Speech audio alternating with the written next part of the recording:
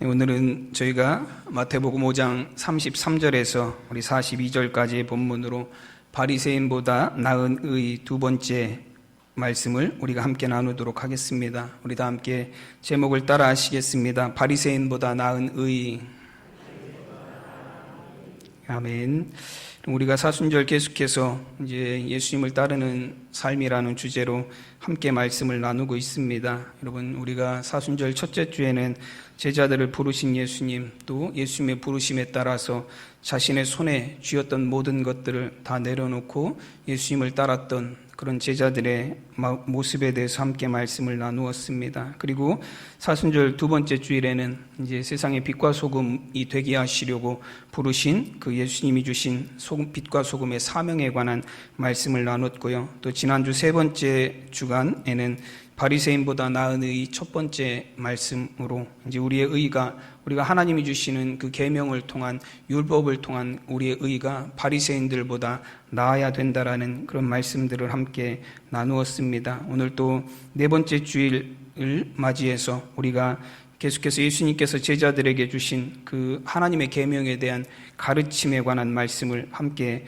나누도록 하겠습니다. 여러분, 예수님께서 그 계명에 대해서 가르치실 때 사람들이 듣기에 당시의 율법 전문가들이나 혹은 서기관들, 바리새인들과는 예수님의 가르침은 다른 가르침이었습니다. 그래서 예수님의 산상수훈의 가르침이 끝나는 7장 말씀에 보면 예수님의 가르침에 대해서 이렇게 표현하고 있습니다. 마태복음 7장 28절에서 29절에 보시면 예수께서 이 말씀을 마치심에 무리들이 그 가르치심에 놀라니 이는 그 가르치시는 것이 권위 있는 자와 같고 그들의 서기관들과 같지 아니함일러라 말씀합니다. 여러분, 예수님의 가르침이 권위가 있는 가르침이었다라고, 그들의 서기관들, 그들이 율법의 전문가들, 이스라엘의 율법의 전문가들에게서 배우는 것과는 전혀 다른 그런 율법에 대한 해석이었고 가르침이었다라고 말씀합니다. 여러분, 예수님은 율법의 완성을 위해서 이 세상에 오셨습니다. 마태복음 5장 17절에서도 말씀하셨듯이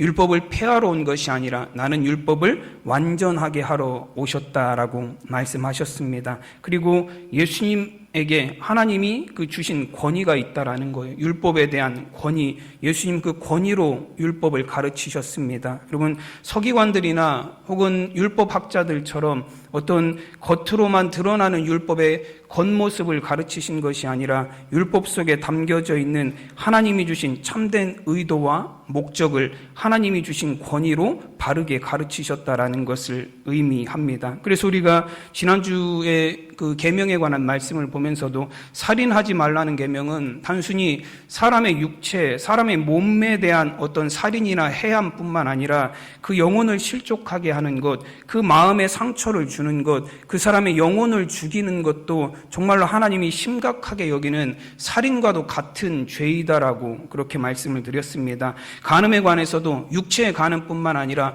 음욕을 품고 이성을 바라보는 것, 그것 자체도 이미 마음에 간음한 것이다라고 예수님이 그렇게 가르침을 주셨습니다. 여러분, 하나님의 계명은 우리에게 몸 따로, 우리의 마음 따로 지키는 것이 아니다라는 거예요. 하나님의 계명은 우리의 몸뿐만 아니라 우리의 마음으로도 다하여서 지켜야 될 것이 하나님의 계명이라는 말씀이에요. 그래서 율법사가 예수님께 가장 큰 계명이 무엇이냐라고 물었을 때 예수님이 첫 번째 하나님의 사랑에 관해서 말씀하시면서 내 마음을 다하고 목숨을 다하고 뜻을 다하여 내 하나님 여호와를 사랑하라 말씀하셨습니다. 여러분, 하나님의 사랑은 우리의 목숨만 가지고 하는 것이 아니라는 거예요. 우리의 몸만 가지고 하는 것이 아니라 우리의 마음으로도 하나님을 사랑해야 되고 우리의 뜻을 다하여서 하나님을 사랑해야 된다라는 것입니다. 여러분, 우리가 흔히 하는 말 중에 하나가 뭐냐면 몸만 있고 마음은 전혀 없는 사람을 표현할 때 우리가 뭐라고 표현을 하죠?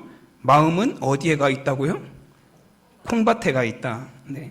마음은 콩밭에 가 있다라는 표현을 써요. 몸은 여기 있지만, 몸은 여기에 있고 뭐 일을 하는 것 같지만 마음은 전혀 딴 데 가 있어요. 그래서 일을 해도 전혀 능률이 오르지 않고 같이 있어도 전혀 어떤 가치 있는 기분을 느끼지 못하는 마음이 딴 데 가 있는 상태를 마음이 콩밭에 가 있다라는 표현을 사용합니다. 여러분, 우리가 하나님이 주신 계명을 지키는 것도 많은 사람들이 그런 모습으로 계명을 지킨다라는, 몸으로는 지키는 것 같지만 전혀 마음으로는 하나님을 사랑하고 하나님의 계명에 대한 순종의 삶이 있지 않은 것 같은 그런 사람들이, 그런 모습들이 많이 있다라는 거예요. 여러분, 하나님이 우리에게 주신 계명은 형식으로뿐만 아니라 마음으로도 우리가 지켜야 되는 것입니다. 우리의 몸과 마음이 온전히 주님을 따르는 삶이 되어야 합니다. 오늘은 우리가 하나님이 주신 그 계명들, 이제 그 이후의 계명들, 또 두 가지의 계명들을 살펴보면서 우리가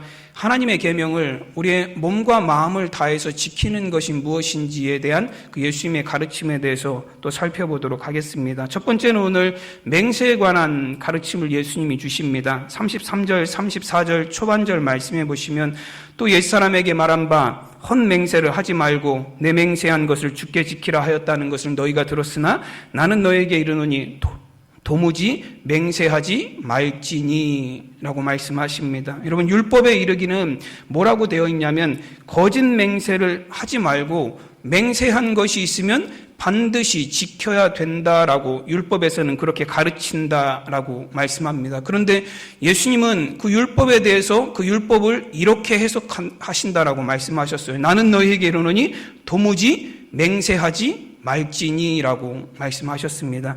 아예 맹세를 하지 말라고 예수님은 말씀하세요. 율법에는 헛맹세, 거짓 맹세를 하지 말고 맹세는 반드시 지켜야 된다라고 되어 있는데 예수님은 그것에 대해서 뭐라고 해석을 하시냐면 맹세 자체를 아예 하지 말아라. 예수님은 그렇게 이야기하셨습니다. 그럼 예수님이 그렇게 말씀하신 이유가 있어요. 우리가 맹세가 무엇인지에 대해서 우선 살펴보면 맹세는 히브리어로 보면 쉐바라는 단어를 사용했습니다. 근데 그 의미는 일곱이라는 의미를 갖고 있어요. 숫자 7을 상징하는 게 이 쉐바라는 단어입니다. 여러분, 왜 이 맹세라는 단어하고 숫자 7이라는 단어가 이렇게 같은 단어에서 나왔는가 하면, 여러분, 숫자 7이 의미하는 것은 무엇이냐면 완성이라는 의미를 갖고 있어요. 하나님이 세상을 만드실 때, 여러분, 온 우주와 만물을 창조하실 때 며칠 만에 완성을 하셨죠? 7일 동안 하나님이 세상을 만드셨어요. 그래서 숫자 7이 상징하는 것은 무엇이냐면 완성을 뜻하는 것입니다. 그래서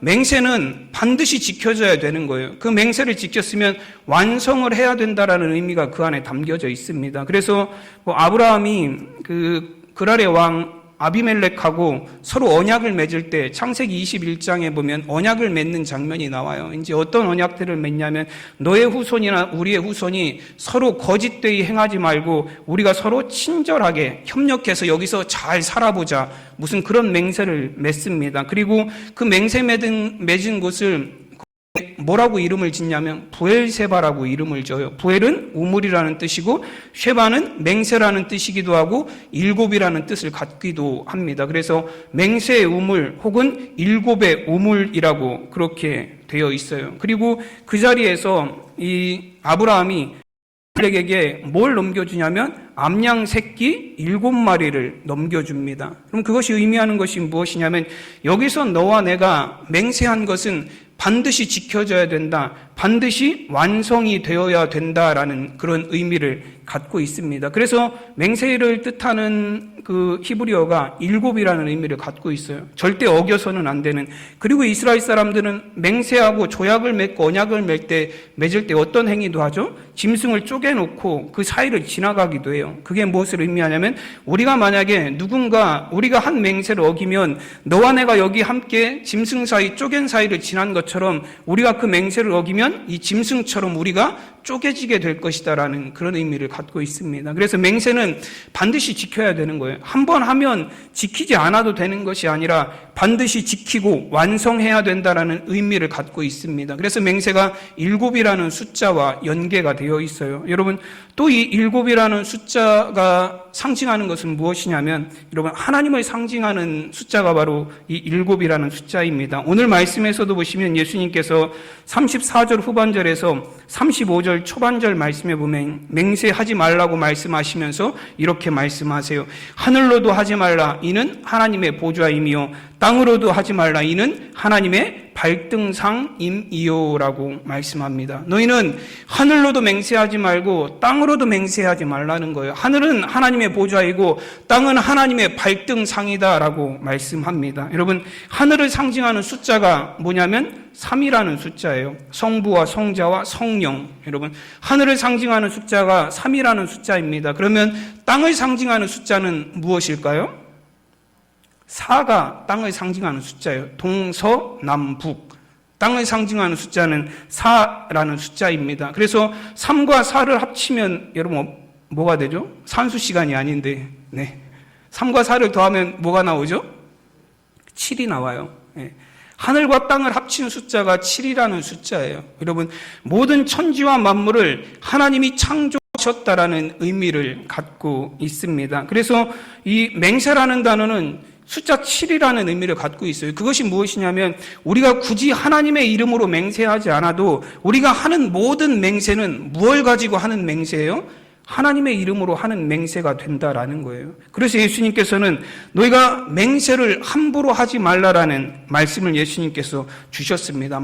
맹세하면 그건 꼭 지켜야 되는 거예요. 왜냐하면 그 맹세는 하나님의 이름으로 한 것이기 때문에 그렇습니다. 여러분, 우리가 여호수아서 9장에 가보면 어떤 일들이 일어나냐면 이제 이스라엘 백성들이 가나안 땅에 들어가서 가나안 땅을 정복하는 전쟁이 시작이 됩니다. 그리고 이제 여호수아와 이스라엘 백성들이 여리고성을 점령하고 아이성을 점령하고 그러고 있는데 그 중에 기브온 사람들, 이제 이 가나안에 살던 히위 족속 중에 한 부족이에요. 기브온 사람들이 이 여호수아와 이스라엘의 지도자들을 찾아옵니다. 찾아와서 우리하고 조약을 맺고 맹세하자라는 거예요. 서로 화친하는 조약을 맺고 맹세하자라고 찾아옵니다. 근데 하나님께서는 가나안 족속들과는 어떤 조약도 맺지 못하게 하셨어요. 그래서 이 기브온 사람들이 그걸 알고 나서 어떻게 이스라엘 사람들에게 거짓말을 하냐면 우리는 가나안에 사는 사람들이 아니라 저 먼 데서 사는 사람들이라고 거짓말을 합니다. 마른 떡을 가지고 와서 우리가 처음에는 김이 나는 따뜻한 떡을 가지고 나왔는데 이렇게 오랫동안 오는 동안에 떡이 다 말라버리고 곰팡이까지 슬었습니다. 그리고 다 헤어진 가죽부대, 포도주 가죽부대를 보면서 우리가 처음에 출발할 때는 새 가죽부대에 포도주를 담아왔는데 오랫동안 오다 보니까 가죽부대가 다 헤어졌습니다. 우리는 가나안에 사는 사람들이 아니라 먼 데서 사는 사람들입니다라고 하면서 우리와 조약을 맺읍시다 했어요. 그래서 여호수아와 이스라엘의 장로들이 이스라엘의 지도자들이 이 기브온 족속하고 서로 화친 조약을 맺어요. 우리가 서로 침략하지 않고 어려운 일이 있으면 도와주고 우리가 서로 화평하게 지나겠습니다라는 조약을 맺어줍니다. 그리고 나서 3일이 지난 다음에 이스라엘 여호수아하고 이스라엘의 지도자들이 그들이 거짓말했다라는 걸 알게 됐어요. 그들이 먼데 사는 사람이 아니라 우리 바로 코앞에 사는 히위 족속의 땅에 사는 바로 옆에 사는 기브온 사람들이라는 걸 속았다라는 걸 알게 됐습니다. 그런데 속았다라는 걸 알게 되고 나서도 어떻게 할 수가 없는 거예요. 여러분, 요즘 같으면 어떻게 할까요? 거짓말로 그렇게 맹세하고 서약을 맺었으면 지금 당장 그냥 다 파기시켜버리죠. 그러면 끝나는 건데 이 여호수아서에 보면 그렇게 하지 못해요. 그렇게 하지 못하면서 여호수아서 9장 18절에서 그들이 뭐라고 말하냐면 족장들이 이스라엘의 하나님의 이름으로 그들에게 맹세했기 때문에 우리는 그들을 차마 칠 수가 없습니다라고 말해요. 여러분, 여호수아서 9장을 보면 뭐 하나님의 이름으로 맹세하고 조약했다라는 이야기는 안 나와요. 그냥 그들이 조약을 했고 화친을 맺었다라는 이야기가 있습니다. 그러나 여러분, 맹세했다라는 이야기가 있어요. 그러나 그건 이미 그들이 맹세하고 조약을 맺었다라는 의미는 무엇이냐면 그들이 이미 하나님의 이름으로 그들하고 맹세했다라는 거예요. 그래서 그들이 그 맹세를 지키는 것은 누구에게 지켜야 되는 거예요? 기본 사람에게만 지키는 것이 아니라 그들이 그 맹세를 지키는 것은 아무리 속았고 거짓말이라 할지라도 그것은 우리가 하나님 앞에 지켜야 될 맹세다라는 거예요. 그래서 그 조약을 아무리 그 맹세를 속아서 맺었다 할지라도 그것을 파기할 수가 없는 거예요. 여러분, 맹세는 하나님의 이름으로 이루어진 맹세는 반드시 지켜야 됩니다. 그래서 오늘 말씀에서 33절에서도 보시면 뭐라고 말씀하냐면 또 옛사람에게 말한 바 헛맹세를 하지 말고 내 맹세한 것을 누구에게 지키라 말씀하시죠? 주께 지키라 말씀하십니다. 내가 맹세한 것은 단순히 내 이웃과 한 것이 아니라 단순히 내가 아는 사람하고 옆나라하고 한 게 아니라 너희들의 맹세는 하나님께 한 거라는 거예요. 그러니 그 맹세는 반드시 지켜야 된다라고 말씀하십니다. 그래서 예수님이 말씀하시는 거예요. 너희가 맹세하지 말아라. 그거 맹세 함부로 하는 것이 아니다라고. 옛말에는 헛맹세를 하지 말고 맹세한 것은 반드시 지키라고 말했지만 나는 너에게 말하노니 맹세하지 말아라. 하늘로도 하지 말고 땅으로도 하지 말고 예루살렘으로도 하지 말고 내 머리로도 하지 말라 말씀합니다. 왜냐하면 맹세하고 지키지 못했을 때 그것은 하나님의 이름을 욕되게 하는 행위가 되기 때문에 그렇습니다. 레위기 19장 12절 말씀해 보시면 너희는 내 이름으로 거짓 맹세함으로 내 하나님의 이름을 욕되게 하지 말라. 나는 여호와이니라 말씀하십니다. 우리가 맹세하고 지키지 못하게 되면, 우리가 맹세하고 그것을 중요하게 여기지 않으면 결국 우리는 하나님의 이름으로 거짓말을 하게 된 것이 되어버립니다. 우리가 맹세할 때는 하나님의 이름으로 하는 것이기 때문에 그렇습니다. 여러분, 결국 맹세는 우리가 하나님의 이름을 빌어서 우리의 거짓을 포장하는 행위가 되어버립니다. 그럼 맹세하지 말라는 또 다른 이유는 예수님이 36절에서 오늘 뭐라고 말씀하시냐면 내 머리로도 하지 말라. 이는 내가 한터럭도 희고 검게 할 수 없음이라 말씀합니다. 여러분, 이 말씀은 어떤 의미냐면 너희가 지금 너희의 머리를 걸고 맹세하지만 너희가 네 하나님의 이름이 아니라 내 이름을 걸고 맹세한다라고 말하지만 너희는 그 맹세를 지킬 능력이 없다라는 거예요. 너희가 아무리 맹세한다 그래서 안 되는 게 되는 건 아니다라는 거예요. 너희가 아무리 맹세한다 그래서 거짓이 진실이 되는 것이 아니라는 거예요. 너희가 아무리 맹세한다 그래서 진실이 거짓이 되지는 않는다라는 것입니다. 여러분, 어떤 사람들이 맹세할 때, 우리가 약속을 하고 조약을 할 때 그걸 처음부터 나는 이 맹세를 하고 약속을 하지만 깨버릴 거야 라고 생각하면서 맹세하는 사람이 어디 있습니까? 여러분, 그렇게 약속하세요?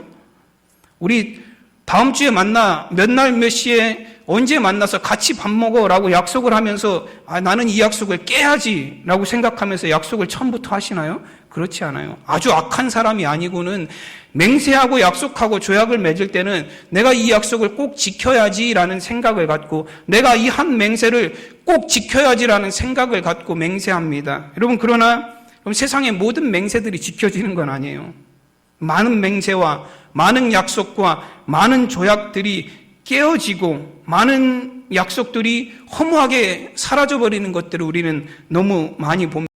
세상에 나라와 나라, 국가와 국가 간의 맹세, 또 민족과 민족 간의 맹세, 개인과 개인 간의 맹세, 우리가 하나님과 한 약속들, 여러분 얼마나 많이 있습니까? 여러분, 하나님과 약속하시고 맹세하시고 다 지키셨어요? 못 지키신 것도 많이 있으시죠? 네. 우리가 약속하지만 지키지 못하고 맹세하지만 지키지 못하는 것들이 얼마나 많은지 몰라요. 여러분, 작심삼일이라는 말이 그냥 나오는 말이 아니에요. 3일만 가면 훌륭한 거예요. 3일도 못 가는 작심이 얼마나 많은지 모릅니다. 여러분, 제가 얼마 전에 그 TV에서 뉴스를 한 가지 봤습니다. 근데 뉴스에 나온 그 제목이 좀 흥미를 끌어서 봤어요. 그 제목이 뭐냐면 이혼을 막은 코로나예요.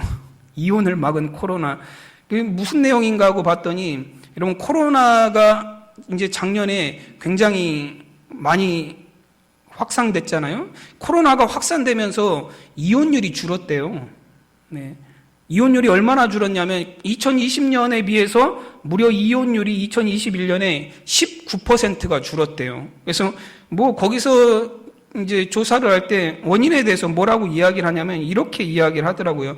코로나로 인해서 어디 나가질 못하니까 부부 사이가 더 돈독해졌대요. 이게 맞는 얘기인지 모르겠습니다. 뉴스에 나온 얘기니까요. 코로나로 인해서 나갈 수가 없으니까 가정이 더 화목해지고 부부간의 관계가 더 돈독해졌대요. 그러면서 2020년에 비해서 2021년이 이혼율이 더 줄어들었다는 거예요. 그러면서 이제 2020년 이혼율에 대해서 나오는데요. 2020년 이혼율이 봤을 때 20만 쌍이 결혼을 하고 10만 쌍이 이혼을 했대요. 비율로 보면 2대1이에요. 두 쌍이 결혼하면 한 쌍이 이혼하는 그런 비율입니다. 아직까지도 우리나라도 점점점 이 이혼에 관한 그 비율이 높아지고 있어요. 여러분, 결혼할 때 있습니다. 저도 주례를 딱 2번밖에 안 해봤어요. 근데 주례 2번 하면서 꼭 주례자가 결혼하는 신랑과 신부에게 시키는 게 있습니다. 뭘 시키죠? 혼인 서약을 꼭 해요. 신랑 누구누구는 누구누구를 신부로 맞이해서 뭐 검은 머리가 팥불이 되고 뭐 쭉 하는 얘기를 쭉 합니다. 그리고 기독교인들의 서약에는 맨 마지막에 뭐라고 서약을 하냐면 하나님과 여러 증인들 앞에서 서약합니다라고 그렇게 서약을 합니다. 여러분 맹세하는 거죠. 약속하는 거예요. 그리고 나선 주례하는 목사님이 그 혼인 서약이 딱 쭉 있은 다음에 성혼 선포를 합니다. 이제는 이게 결혼이 이루어졌다라는 선포를 하는 거예요. 그리고 성혼 선포를 하면서 맨 마지막에 성경 구절 한 가지가 쭉 등장을 합니다. 그 성경 구절이 뭐냐면 마태복음 19장 6절의 말씀이에요. 하나님이 짝지어 주신 것을 사람이 나누지 못할 지니라. 여러분, 네, 아멘 하셨는데요. 근데 하나님이 짝지어 준 거 사람이 요즘엔 잘 나눠요. 네, 두 쌍 결혼하면 한 쌍이 나누잖아요. 여러분 결혼할 때 억지로 시키는 결혼이 있나요? 예전에는 정말로 우리 조상들 시대에는 남편 아내 얼굴도 모르고 결혼하던 시대가 있었어요. 그러나 지금은 그렇지 않아요. 억지로 등 떠밀어서 하는 결혼 그렇게 많지 않습니다. 자기들이 원해서 좋아해서 사랑해서 하는 결혼이 대부분이에요. 여러분 본인 스스로가 원해서 서약도 하고 맹세도 하고 결혼도 하고 가정을 이룹니다. 그러나 그 간절한 맹세조차도 지키지 못해서 깨어지는 일들이 얼마나 많이 있습니까? 여러분 맹세가 문제가 아니에요. 맹세가 문제가 아니라 뭐가 문제예요? 우리가 맹세를 지킬 수 있는 능력이 없다라는 게 문제예요. 그래서 예수님은 맹세하지 말라 말씀하시는 거예요. 여러분 지금 러시아와 우크라이나 전쟁이 계속해서 뭐 잠잠해지질 않아서 전 세계가 혼란스럽습니다. 그래서 러시아가 지금 뭐 여러 가지 제재들을 많이 받고 있죠. 그러면서 국제사회로부터 여러 가지 제재를 당하니까 러시아가 꺼내든 비장의 카드가 뭐죠? 핵이에요. 네. 너희들 자꾸 우리 괴롭히면 핵 사용할 수도 있다라는 거예요. 그러면 핵무기는 한번 시작이 되면 우리 전 지구를 멸망시킬 수 있는 힘을 갖고 있는 게 핵무기예요. 여러분 러시아가 핵무기를 쏘면 미국이 가만히 있을까요? 같이 맞대어서 핵무기 전쟁이 일어나면 지구가 완전히 멸망하는 거예요. 그래서 핵무기는 함부로 사용할 수 없도록 핵을 가진 국가들이 핵협정이라는 걸 맺게 되어 있어요. 이건 맹세고 약속입니다. 우리가 함부로 사용하지 않겠다라는 거예요. 그런데 여러분 정작 위기에 다가오니까 급해지니까 그런 협정이고 뭐고 필요 없는 거예요. 내가 이 협정, 이 맹세, 약속한 걸 깨고라도 어떡하겠다라는 거예요? 이 위기를 극복해보겠다라는, 여러분 그게 사람의 의지이고 사람의 맹세입니다. 여러분 맹세가 문제 있는 것은 아니에요. 맹세는 때로는 우리를 바른 길로, 우리가 다른 길로 흩어지지 않을 수 있도록 내 약속을 더욱더 하는 것이기도 합니다. 그러나 어디에 문제가 있냐면 그 맹세를 하는 우리가 맹세를 지킬 능력이 없다라는 거예요. 그래서 예수님은 맹세하지 말라고 말씀하셨어요. 그러면 맹세하지 말고 뭐 하라고 예수님이 말씀하시냐면 37절에 보시면 오직 너희 말은 옳다 옳다 아니라 아니라 하라. 이에서 지나는 것은 악으로부터 나느니라 말씀하십니다. 여러분 예수님은 뭐라고 말씀하시냐면 맹세하지 말라라는 거예요. 굳이 왜 맹세하냐? 그냥 옳은 건 옳다라고 얘기하고 할 수 있는 건 할 수 있다라고 얘기하고 아닌 것은 아니다라고 얘기하고 할 수 없는 건 할 수 없다라고 얘기해라. 굳이 거기에 대해서 맹세, 하나님의 이름으로 맹세할 필요가 무엇이 있느냐라는 거예요. 그러면 세상에 왜 이렇게 맹세가 넘쳐날까요? 막 새끼손가락 꼭꼭 걸고 왜 이렇게 맹세가 넘쳐날까요? 세상에 정직이 사라졌고 신뢰가 사라졌기 때문에 그래요. 그냥 말하면 믿어주질 않아요. 왜냐하면 정직하지 않기 때문에 그래요. 저 사람이 그냥 하는 말은 믿을 수 없어. 그래서 뭔가라도 걸어야 그나마 그 사람이 하는 말을 조금이라도 믿어줄 수 있는 세상이 되어버렸기 때문에 그렇습니다. 여러분 우리가 이솝우화 중에 양치기 소년 잘 알고 있으시죠? 여러분 양치기 소년이 심심해서 늑대가 나타났다라고 소리를 질렀죠. 그랬더니 동네 사람들이 오르르 몰려왔죠. 쇠스랑 들고 호미 들고 일하다 말고 막 그 무기를 들고 늑대를 쫓아내기 위해서 동네 사람들이 다 올라왔어요. 근데 와서 올라와 보니까 어때요? 양치기 소년이 거짓말한 거예요. 그게 동네 사람들이 우왕좌왕하는 게 너무 재밌어서 이 양치기 소년이 거짓말을 한 거예요. 그리고 나서 다음에 또 한 번 양치기 소년이 늑대가 나타났다. 또 한 번 거짓말을 하죠. 동네 사람들이 두 번째도 또 나타난 줄 알고 또 올라갔어요. 올라가서 보니까 또 거짓말했어요. 그러면 세 번째 진짜 늑대가 나타났을 때는 이 양치기 소년이 늑대가 나타났다라고 아무리 외쳐도 동네 사람들이 어떻게 생각하죠? 거짓말해야죠. 저거 또 거짓말하는구나. 그래서 양이 다 잡혀먹었죠, 늑대한테. 여러분, 우리가 살아가는 세상이, 이 시대가 이런 시대와 같다라는 거예요. 거짓이 난무함으로, 정직이 사라짐으로 신뢰가 없어져 버린 세상입니다. 그래서 우리는 맹세해야 돼요. 맹세하고 또 맹세하고 맹세해야 그나마 믿을 수 있는, 그나마 믿어 그 사람을 신뢰할 수 있는, 그러나 여러분 그 맹세조차도 쉽게 지키지 못하는 이런 시대, 이런 사회에서 우리가 살아가고 있다는 것입니다. 여러분, 예수님께서 맹세하지 말라는 계명을 통해서 우리에게 주시는 말씀은 무엇이냐면, 우리가 정말로 맹세가 필요 없는 세상을 만들 수 있을 만큼 정직한 그리스도인들이 되어야 된다라는 거예요. 이런 맹세가 아니라 그냥 말만 하여도 우리가 신뢰를 줄 수 있고 믿음을 줄 수 있는 그런 정직한 그리스도인들이 되어서 세상에 신뢰와 믿음이 넘쳐나는 세상을 만들어가는 그런 그리스도인들이 되어야 된다라는 말씀입니다. 여러분, 예수님을 따르는 삶은, 세상에 소금과 빛이 되는 삶은 내가 맹세하고도 지키지 못하는 불신의 세상을 만들어가는 우리의 삶이 아니라, 여러분 정말로 정직하고 맹세한 것은 반드시 지키고, 여러분 세상을 정말로 살만한 세상으로, 신뢰할 만한 세상으로 만들어가는 것, 그것이 우리 그리스도인들의 삶이다라고, 그것이 하나님의 계명을 지키는 것이다라고 예수님이 말씀하시는 것입니다. 여러분, 예수님께서 마지막 때의 징조에 대해서 말씀해 주실 때 보면, 마태복음 24장 12절에 보면 불법이 성함으로 사람의 사랑이 식어지리라 말씀하십니다. 그러면 세상의 불법과 거짓이 난무하니 사람들이 서로가 서로를 신뢰하지 않고 서로가 서로를 미워하고 의심하게 된다라는 말씀이에요. 그 가운데 사랑이 점점 식어져 간다라는 말씀이에요. 그리고 예수님께서 제자들에게 말씀하시기를, 그러나 마태복음 24장 13절에 보면 그러나 끝까지 견디는 자는 구원을 얻으리라 말씀합니다. 그럼 불법이 성행하고 거짓이 난무하고 사랑이 식어지는 세상 속에서 끝까지 견딘다라는 것이 무슨 말씀일까요? 거짓이 난무하는 그런 세상에서도 끝까지 사랑하는 사람들, 여러분 끝까지 정직하게 사는 사람들,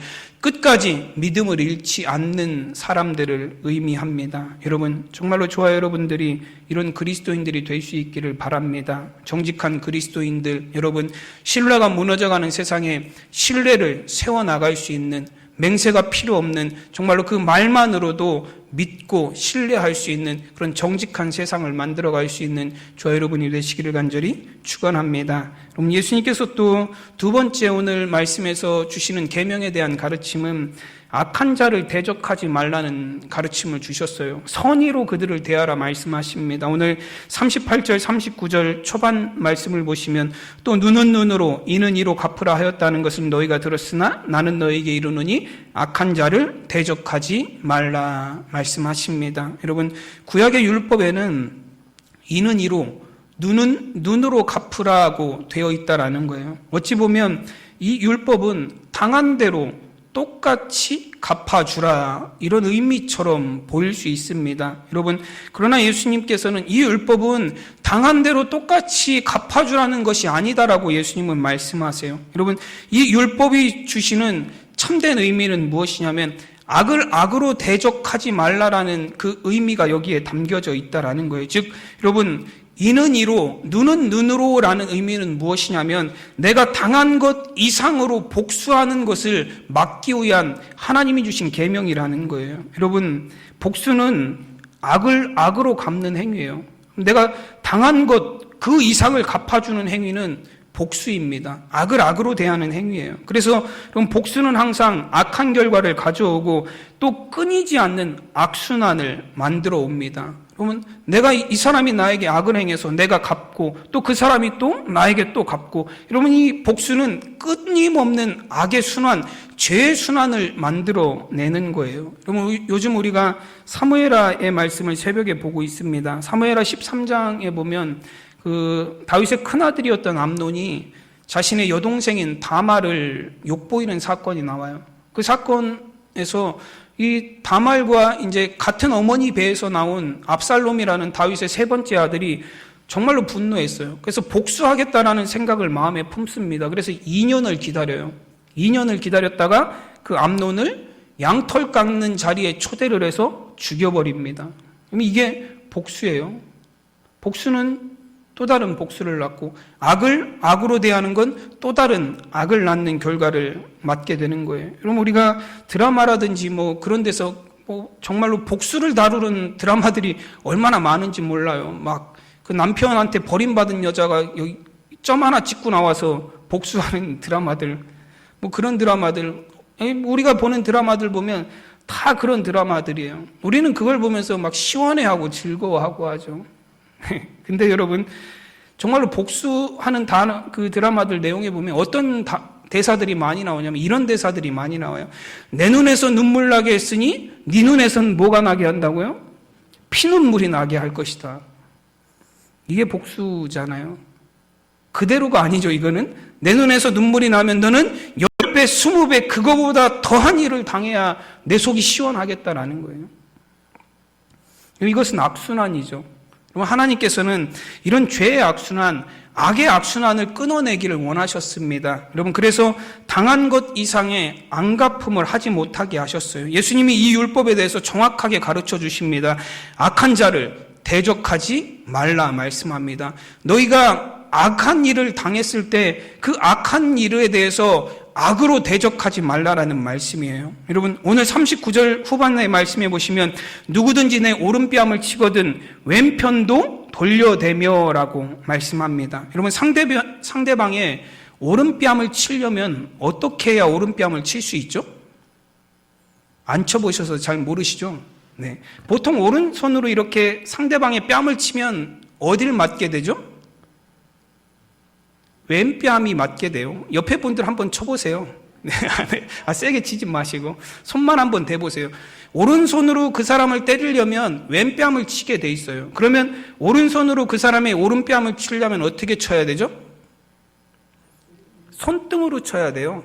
손등으로 이렇게 해서 이렇게 치면 그 사람의 오른뺨을 칠 수 있습니다. 아니면 무슨 요가하는 사람들처럼 손을 이렇게 꼬아서 이렇게 때리면 때릴 수 있을까요? 아니면 왼손으로 치든지. 근데 여러분 손등으로 치는 거나 왼손으로 치는 거나 오른뺨을 치기 위해서 하는 이 행위들은 정말로 사람에게 모욕을 주는 행위예요. 여러분 뺨을 때린다는 것 자체만으로도 얼마나 사람에게 모욕을 주는 행위입니까? 근데 그것뿐만 아니라 손등으로 혹은 왼손으로 그 사람의 뺨을 때린다라는 것은 정말로 그 사람을 나는 사람 취급하지 않겠습니다라는 그런 의미가 담겨져 있는 거예요. 여러분 근데 예수님은 이런 치욕을 당했는데 이런 악한 일을 당했는데 이런 모욕을 당했는데 예수님은 뭐라고 말씀하시냐면 왼뺨까지도 돌려대라 말씀하셨어요. 여러분 여기서 왼뺨을 돌려대지 않고 내가 당한 모욕을 그대로 갚아주겠다라고 나도 같이 그 사람의 오른뺨을 올려치면 그 다음 상황은 어떻게 될까요?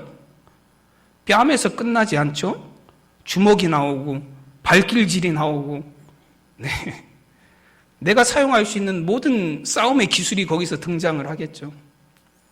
그럼 이건 끝나지 않는 악의 순환이에요. 예수님이 뭐라고 말씀하시냐면 왼뺨을 돌려대라. 그것이 악의 순환을 끊어내는 것이다 라고 말씀하시는 것입니다. 여러분 메시지 성경에서는 그래서 이 악을 대적하지 말라는 이 말씀에 대한 결론으로 41절 메시지 성경에 보면 마태복음 5장 41절 42절 말씀에 보면 이렇게 결론을 내리고 있습니다. 누가 너를 억울하게 이용하거든 종의 삶을 연습하는 기회로 삼아라.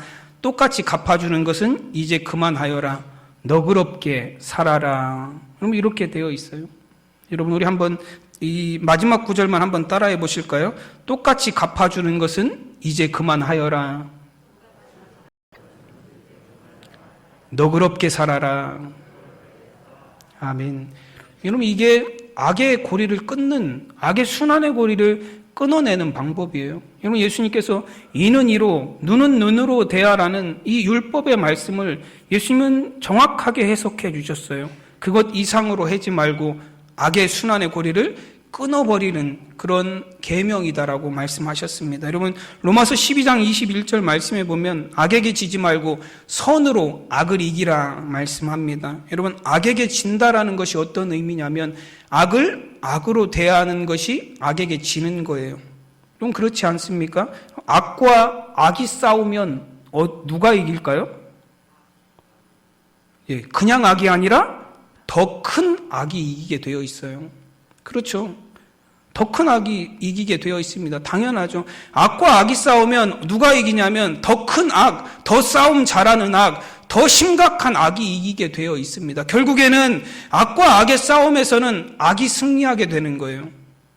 그럼 그래서 그것은 악에게 지는 결과를 결국에는 맺게 됩니다. 그래서 악을 악으로 대하는 것은 지는 것이고 선으로만 악을 이길 수 있다라고 말씀하는 겁니다. 여러분, 사무엘상에 보면 사울 왕이 다윗을 미워하여 죽이려고 군대를 이끌려고 쫓아다닙니다. 다윗은 그런 사울 왕을 피해서 광야로 도망가고 동굴로 도망가고 블레셋 땅으로 도망 다닙니다.